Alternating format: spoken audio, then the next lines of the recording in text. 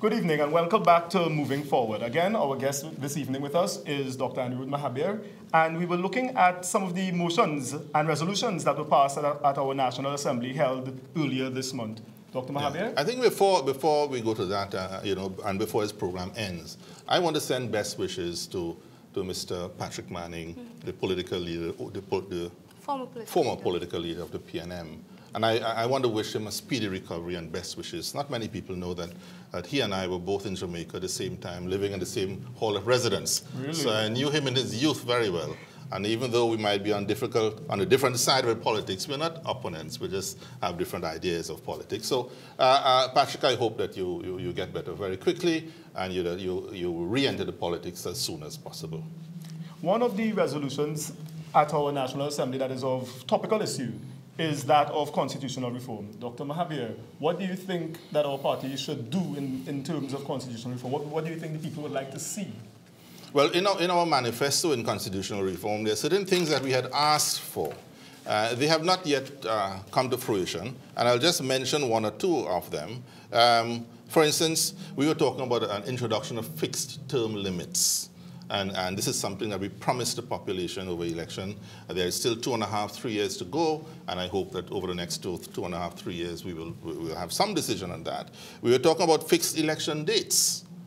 And fixed election dates are important because you don't want to have a situation where a political party in power moves the date to give themselves an advantage in the election. You don't want to have to reach a point where the opposition has to guess, can I start my campaign now? Can't I start it now? What do I do? And hold people and parties at ransom. I think it is only fair to the population.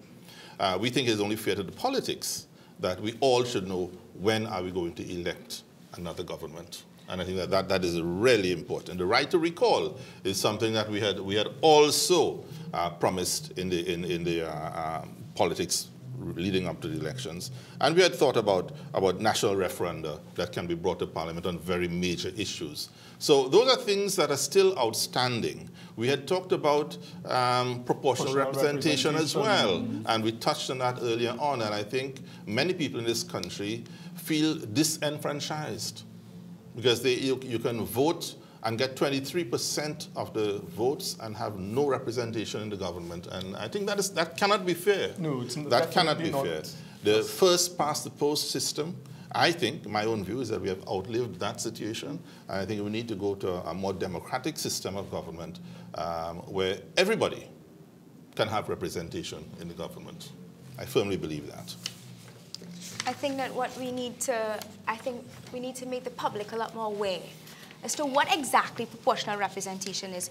Who are involved in politics then, slowly we learn. And I think every day we learn a little more about proportional representation, what it entails. First past the post has been, I think it's in our blood then. That's the electoral system that we know. A lot of the countries that I would say the countries that we look up to for leadership and guidance use the first past the post system, and proportional representation is still relatively new. So I think educating the public about proportional representation has to start. Something of utmost importance. It is important, and it has to start. It can't. Yes, we can discuss it with our peers. We can discuss it as a group, as a party. But we need to spread. We need to let the public know what proportional representation is, and I know that steps are being put into place for the public awareness. Proportional representation, or PR as it is commonly known, is high on the agenda of the Congress of the People. And over the next few months, over the next year or two, we will be bringing it to the people. We are going to have several meetings, we're going to have several discussions involving all the stakeholders in this country on proportional representation.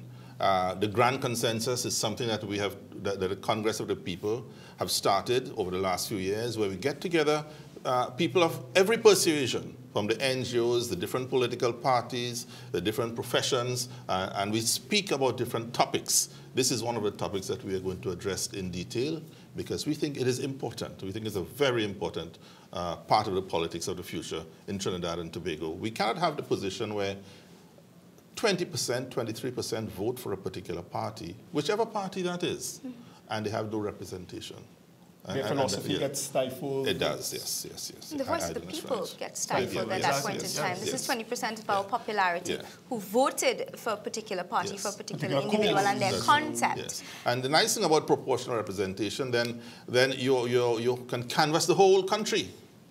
There's no PNM and UNC constituencies as such. Exactly. You can canvass the whole country, and if you, let's say, if we get votes in PNM areas like Port of Spain, or we get votes in UNC areas like Oropouche, it becomes our votes, and it counts. And it leads to better representation. Yes, right now, you get one vote less than the winner, and you don't count.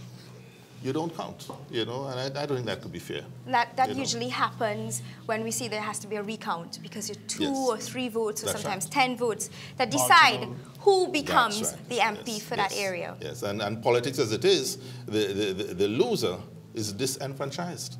Yes. They don't pay attention to the people who lost. You know? Thanks again for staying with us, and we'll take a short break right now.